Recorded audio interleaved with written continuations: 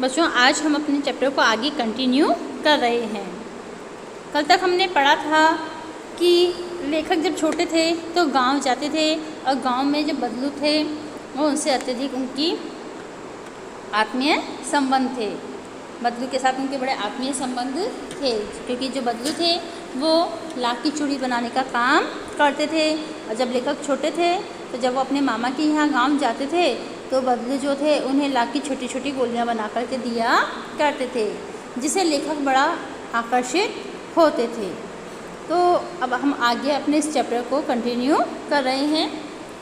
देखिए, यदि संसार में बदलू को किसी बात से चिढ़ थी तो वह थी कांच की चूड़ियों से। यदि किसी भी स्त्री के हाथों में उसे कांच की चूड़ियाँ दिख जाती तो वह अंदर ही अंदर कुढ़ उठता और कभी कभी तो दो चार बातें भी सुना देता।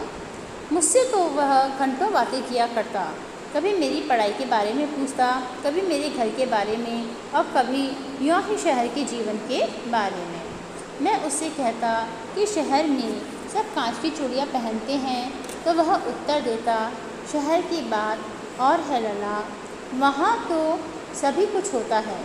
वहाँ तो औरतें अपने मर्द का हाथ पकड़कर सड़कों पर घूमती भी हैं और फिर उनकी कलाइयाँ नाजुक होती हैं ना, लाख की चूड़ियाँ पहने तो मोच न आ जाए। तो बच्चों, अभी हमने जो पैराग्राफ रीडिंग किया है उसमें हमें बताया गया है कि जो लेखक जो बदलू थे वो लाख की चूड़ियाँ बनाने का काम करते थे। लाख की चूड़ियाँ जब वो बनाते थे तो उसमें बहुत ही मेहनत लगती थी, परंतु धीरे धीरे समय बदलता गया और मशीनी युग के द्वारा कांच की चूड़ियों का प्रचलन बढ़ गया। अब जब कांच की चूड़ी चलने लगी तो लाख की चूड़ियों को लोग कम पूछने लगे। तो यदि जब बदलू को किसी भी स्त्री के हाथ में कांच की चूड़ी दिखती थी तो वो अंदर ही अंदर जल भुन जाता था और उसे दो चार खरी खोटी बातें भी सुना दिया करता था। और लेखक से वह घंटों घंटों तक बातें किया करता था। कभी उनकी पढ़ाई के बारे में पूछता, कभी शहर के जीवन के बारे में पूछता और कभी उससे वहाँ के रहन सहन के बारे में तरह तरह की बातें किया करता था। लेखक जब बताते हैं कि शहर के अंदर तो सभी लोग ज़्यादातर कांच की चूड़ियाँ पहनना ही पसंद करते हैं, क्योंकि कांच की चूड़ियाँ क्या होती है, बहुत नाजुक होती हैं और जो शहर में रहने वाली स्त्रियाँ होती हैं उनकी कलाइयाँ भी बहुत ही नाजुक होते हैं। तब बदलू जो है प्रत्युत्तर में कहते हैं कि जो गांव का माहौल है, गांव के अंदर क्या है, अभी भी लोगों में शर्म हया बाकी है।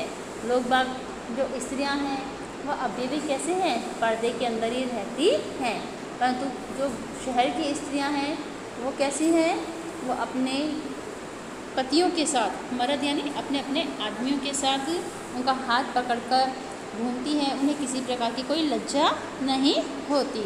इस प्रकार जो लेखक है बदलू को गांव के शहर के बारे में बताता है कि शहर में किस तरह का वातावरण है, किस तरह का रहन सहन है, वहाँ की स्त्रियाँ किस तरह से रहती हैं।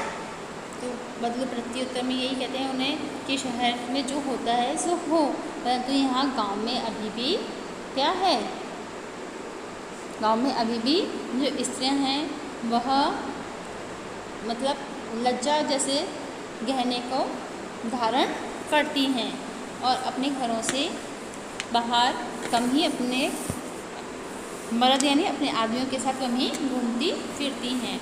और वह बहुत कम ही गांव के अंदर जो औरतें होंगी जो कांच की चूड़ियाँ पहनती हैं। चलिए आगे हम देखते हैं। कभी कभी बदलू मेरी अच्छी खासी खातिर भी करता। जिन दिनों उसकी गाय को दूध होता वह सदा मेरे लिए मलाई बचा कर रखता और आम की फसल में तो मैं रोज़ ही उसके यहाँ से दो चार आम खा आता। परंतु इन सब बातों के अतिरिक्त जिस कारण मुझे अच्छा लगता था वह यह था कि लगभग रोज़ ही वह मेरे लिए दो चार गोलियाँ बना देता था। अब लेखक को बदलू की सबसे ज़्यादा अच्छी बात क्या लगती थी कि वह उसके लिए रोज़ ही लाख की छोटी छोटी गोलियाँ बना करके रखता था। लेखक जब भी उसके पास जाते थे मिलने के लिए, छोटे थे जब जाते थे मिलने के लिए, तो उनकी बहुत ही खातिरदारी करता था। उनके लिए मलाई वाला दूध रखता था। आम की उनके बड़े बड़े आम की खेती होती थी, आम के पेड़ थे, तो लेखक को आम भी खिलाता था। परंतु जो सबसे ज़्यादा लेखक को बात पसंद आती थी बदलू की, वो यही थी कि वो उसके लिए लाख की गोलियाँ बनाकर रखता था। नेक्स्ट देखें, मैं बहुधा हर गर्मी की छुट्टी में अपने मामा के यहाँ चला जाता और एक आध महीने वहाँ रहकर स्कूल खुलने के समय तक वापस आ जाता। परंतु 2-3 बार मैं अपने मामा के यहाँ गया होऊंगा। कभी मेरे पिता की एक दूर के शहर में बदली हो गई और एक लंबी अवधि तक मैं अपने मामा के गांव न जा सका। तब लगभग 8-10 वर्षों के बाद जब मैं वहाँ गया तो इतना बड़ा हो चुका था कि लाख की गोलियों में मेरी रुचि नहीं रह गई थी। अतः गांव में होते हुए भी कई दिनों तक मुझे बदलू का ध्यान न आया। इस बीच मैंने देखा कि गांव में लगभग सभी स्त्रियां कांच की चूड़ियाँ पहने हैं। बिरले ही हाथों में मैंने लाख की चूड़ियाँ देखी। तब एक दिन सहसा मुझे बदलू का ध्यान हो आया। बात यह हुई कि बरसात में मेरे मामा की छोटी लड़की आंगन में फिसलकर गिर पड़ी और उसके हाथ की कांच की चूड़ी टूटकर उसकी गलाई में घुस गई और उससे खून बहने लगा। मेरे मामा उस समय घर पर न थे, मुझे ही उनकी मरहम पट्टी करनी पड़ी। तभी सहसा मुझे बदलू का ध्यान हो आया और मैंने सोचा कि उससे मिलने जाऊं। अतः शाम को मैं घूमते घूमते उसके घर चला गया। बदलू वहीं चबूतरे पर नीम के नीचे एक खाट पर लेटा था। अब इस पैराग्राफ में हम क्या देखते हैं कि लेखक जब छोटे थे तो गांव में मामा के यहाँ पर गांव में जाते थे और जब तक स्कूल वापस से नहीं खुलता तब तक वो वहीं रहते थे। जैसे कि आप लोग भी जैसे गर्मियों की छुट्टियां लगती हैं तो सभी बच्चे जो हैं घूमने फिरने जाते हैं, अपने नाना नानी के यहाँ जाते हैं। ऐसे लेखक भी वहाँ जाते थे, परंतु वो मुश्किल से 3-4 बार ही गए होंगे। इतने में ही क्या होता है, उनके पिता के बदली यानी जहाँ उनके पिता जो नौकरी कर रहे होते हैं उनका ट्रांसफ़र दूसरी जगह पर हो जाता है, दूसरे शहर में हो जाता है। तब बदलू का वहाँ जाना बंद हो जाता है। बहुत समय तक वह गांव नहीं जा पाते और कम से कम 8-10 साल तक वो गांव नहीं जाते। और जब 8-10 साल के अंदर क्या होता है, बच्चा जो है बच्चे से वो बड़े हो गए। अब आप भी जैसे छोटे थे तो छोटे से क्या होगा, 8-10 साल के बाद आप भी क्या होगे, अपनी उम्र से 8-10 साल बड़े हो जाओगे। तो ऐसे ही वो लेखक जो थे बचपन में जाते थे और 8-10 साल में वह बड़े हो चुके थे। इसलिए अब वह वहाँ का परिवेश जो है उसके बारे में भी वह लगभग उनका जो रुचि थी और उनका जो ध्यान था वह थोड़ा सा कम हो गया था।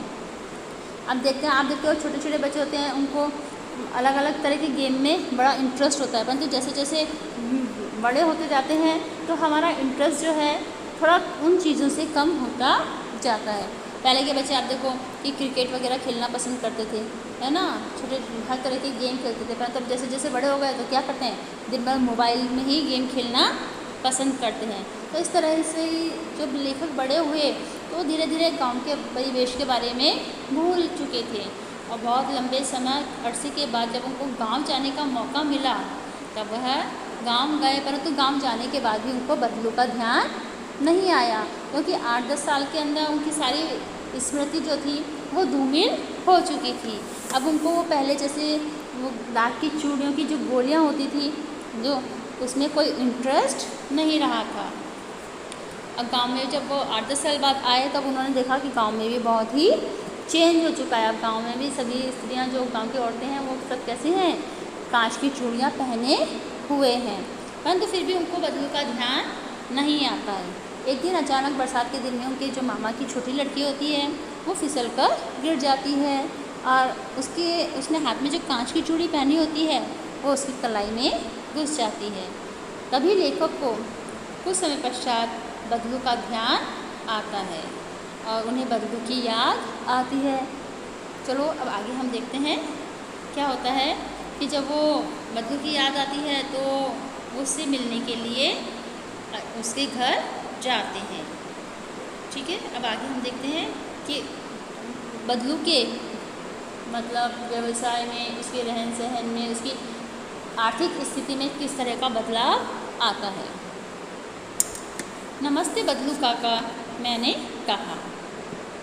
नमस्ते भैया, उसने मेरी नमस्ते का उत्तर दिया और उठकर खाट पर बैठ गया, परंतु उसने मुझे पहचाना नहीं और देर तक मेरी ओर निहारता रहा।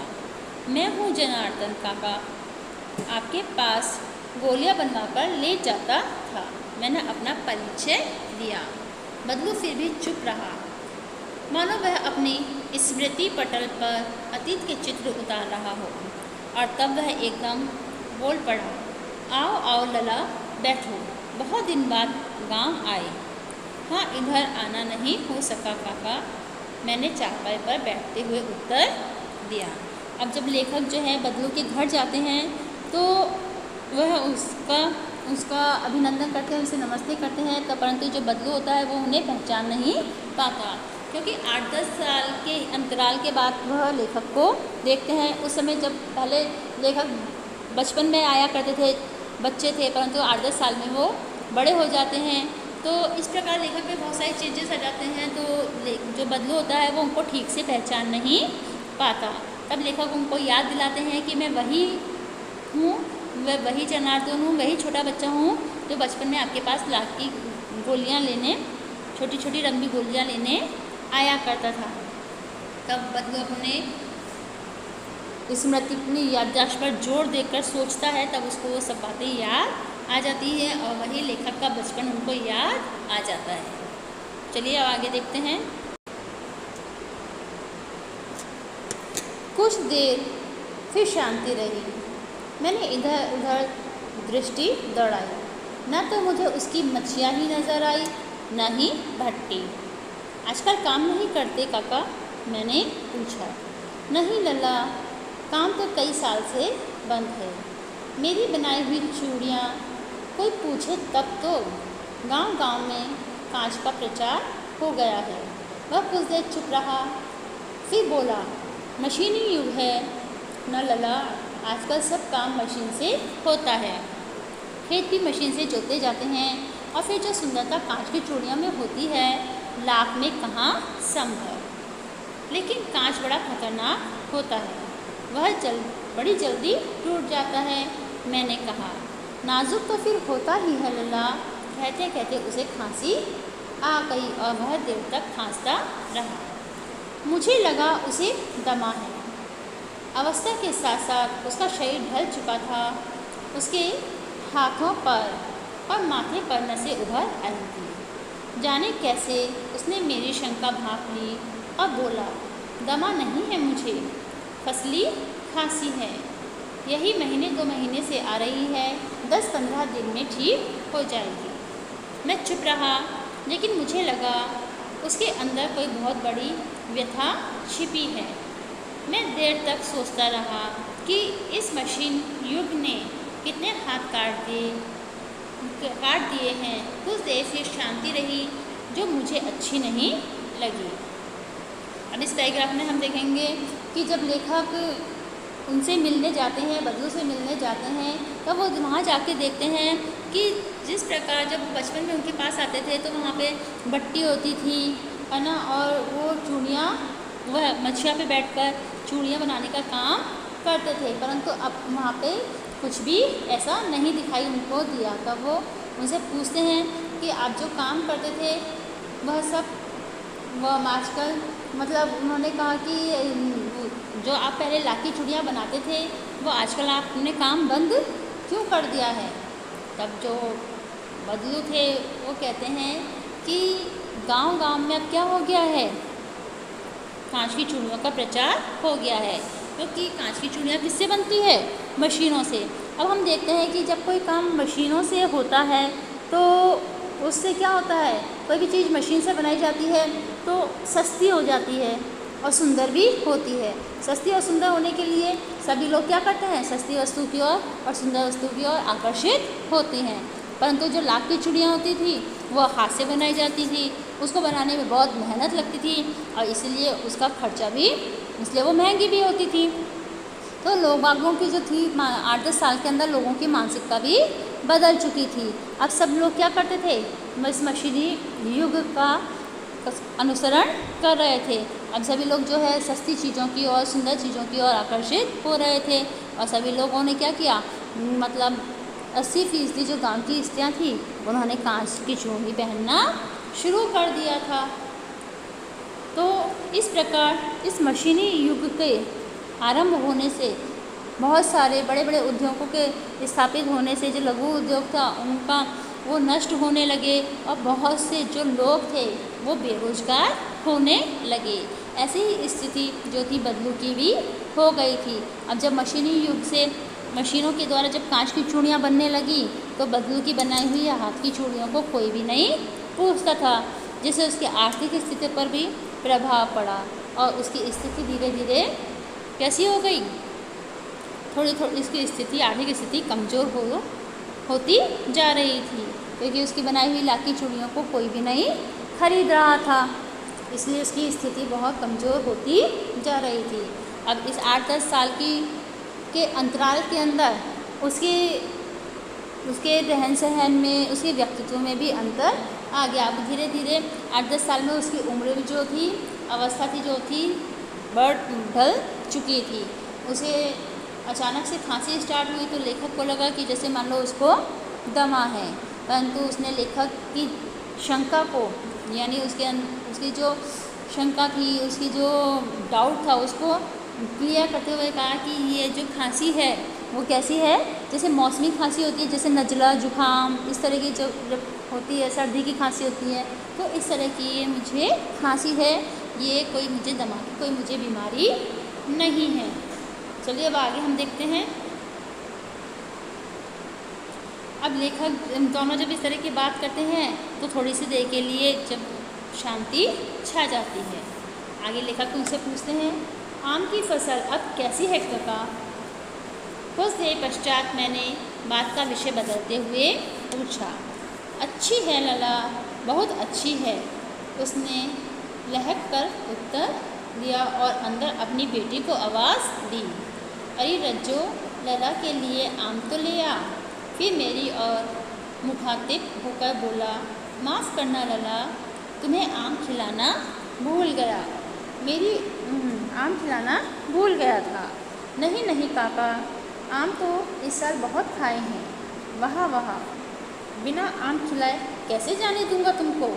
अब आगे जब लेखक उनसे इस तरह की वार्तालाप करते हैं कांच की चूड़ियों के बारे में, जब वो बताते हैं तो जब उनको पता पड़ता है कि लेखक को जब ये पता पड़ता है कि बदलू का जो व्यवसाय है वो बिल्कुल ही बंद हो चुका है, तो लेखक अंदर ही अंदर दुखी होते हैं और अपनी बात का विषय बदलते हुए उसकी खेती बाड़ी के बारे में पूछने लगते हैं, आम की फसल के बारे में उनसे जानकारी लेने लगते हैं। तब वो उस पर अपना अत्यधिक प्रेम उमड़ते हुए उसको आम खाने के लिए आग्रह करता है। आगे देखें। मैं चुप हो गया। मुझे वे दिन याद हो आए जब वह मेरे लिए मलाई बचाकर रखता था। गाय तो अच्छी है ना काका? मैंने पूछा। गाय कहाँ है लला? 2 साल हुए बेच दी, कहाँ से खिलाता। इतने में रज्जो उसकी बेटी अंदर से एक डलिया में ढेर से आम ले आई। यह तो बहुत है काका, इतने कहाँ खा पाऊँगा मैंने कहा। वाह वाह, वह हंस पड़ा। शहरी ठहरे ना, मैं तुम्हारी उम्र का था तो इससे 4 आम एक वक्त में खा जाता था। आप लोगों की बात और है, मैंने उत्तर दिया। अच्छा, बेटी लला को 4-5 आम छाँट कर दो, सिंदूरी वाले देना। देखो लला कैसे हैं, इसी साल यह पेड़ तैयार हुआ है। रज्जो ने 4-5 आम अंजलि में लेकर मेरी ओर बढ़ा दिए। आम लेने के लिए मैंने हाथ बढ़ाया तो मेरी निगाह एक क्षण के लिए उसके हाथ पर ठिठक गई। गोरी गोरी कलाइयों पर लाख की चूड़ियाँ बहुत ही फब रही थी यानी सुंदर लग रही थी। बदलू ने मेरी दृष्टि देख ली और बोल पड़ा, यह आखिरी जोड़ा बनाया था जमींदार साहब की बेटी के विवाह पर। 10 आने पैसे मुझको दे रहे थे, मैंने जोड़ा नहीं दिया, कहा शहर से ले आओ। मैंने आम ले लिए और खाकर थोड़ी देर पश्चात चला आया। मुझे प्रसन्नता हुई कि बदलू ने हार कर भी हार नहीं मानी थी। उसका व्यक्तित्व कांच की चूड़ियों जैसा न था कि आसानी से टूट जाए। बच्चों, हमने इस पैराग्राफ में पढ़ा है कि जब लेखक जाते थे गांव में, जब छोटे थे, जब गांव में जाते थे तो वो उन्हें तरह तरह की आम भगत करता था। उन्हें गाय का मलाई वाला दूध पिलाया करता था, उन्हें आम खिलाया करता था। इस प्रकार वो लेखक की आम भगत मनिहार करता था। और जब लेखक ने धीरे धीरे उनसे, जब उनको पता पड़ा लेखक को कि इनका व्यवसाय धंधा जो है वो बंद हो चुका है, तो लेखक ने अपने विषय को क्रमवार बदलते हुए कभी आम की खेती के बारे में पूछा, कभी उनको गाय का स्मरण हो आया तो गाय के बारे में उन्होंने बदलू से पूछा। तब उन्होंने कहा कि अब आर्थिक स्थिति कमज़ोर होने की वजह से उन्होंने गाय को बेच दिया है, क्योंकि आप जानते हो कि अगर कोई एक भी इंसान बढ़ता है तो उसका खर्चा भी बढ़ता है। और इसी प्रकार जब उनका धंधा बंद हो गया तो गाय को खिलाने के लिए उनके पास पर्याप्त नहीं था, इसीलिए उन्होंने गाय को भी बेच दिया था। अब उनकी आर्थिक स्थिति पहले जैसी ना थी। इतने में जब रज्जो जो उनकी बेटी है आम लेके आती है, तब लेखक देखता है कि गांव की सभी औरतें, ज़्यादातर औरतें गाय की चूड़ियाँ पहनी है, परंतु उनकी जो बेटी है रज्जो, उसने आज भी लाख की चूड़ियाँ ही पहन रखी है। यह देखकर उसकी दृष्टि जो है उसकी कलाइयों पर टिक जाती है। उसकी गोरी गोरी कलाइयों पर लेखक को लाख की चूड़ियाँ जो होते हैं बहुत ही सुंदर लगती हैं। तब बदलू जो है वह अपना आत्मसम्मान दिखाते हुए कहते हैं कि ये लास्ट जोड़ा है जो मैंने ज़मींदार साहब की बेटी की शादी के लिए बनाया था। परंतु उन्होंने क्या किया, उसका मेहनत ना देखकर उसकी चूड़ियों की तुलना किससे की, कांच की चूड़ियों से करके उसका मोल भाव करने लगे, क्योंकि कांच की चूड़ियाँ जो कैसी थी, लाख की चूड़ियों से सस्ती आती थी। तो परंतु बदलू ने क्या किया, अपनी चूड़ियों का मोल भाव ना किया, कोई उसे कम पैसों में ना बेचकर अपने स्वाभिमान को जागृत रखा। और भले ही उन्होंने उसे बेचना स्वीकार ना किया, परंतु उन्होंने उसके पैसे कम ना किए। जिस भाव में उनको बेचना था उसी भाव में वो उसे देना चाहते थे, परंतु जमींदार जो था वो उन्हें कम पैसे में लेना चाहता था। उन्होंने उन्हें ना बेचना ना मंजूर होकर उसे अपने पास ही रखा। इस प्रकार उन्होंने अपने स्वाभिमान की रक्षा की। इस तरह बताया गया है कि उनका जो व्यक्तित्व था कांच की चूड़ियों की तरह नहीं था, जो नीचे, जैसे कांच की चूड़ियाँ क्या होती है, नीचे गिरते ही क्या होती है, टूटकर बिखर जाती हैं और उसका अस्तित्व समाप्त हो जाता है। परंतु बदलू का जो व्यक्तित्व था वो कांच की चूड़ियों की तरह नहीं था जो आसानी से टूट जाए। तो बच्चों, हमने इस पाठ के अंतर्गत यही पढ़ा है कि किस प्रकार मशीनी युग में बड़े बड़े उद्योगों के स्थापित होने से लघु उद्योगों का ह्रास होता है, नुकसान होता है, और कितने ही जो लोग हैं वो बेरोजगार हो जाते हैं, उनकी आर्थिक स्थिति कमज़ोर हो जाती है। अब आगे हम इसके क्वेश्चन आंसर करेंगे। हमारा चैप्टर कंप्लीट हो गया है।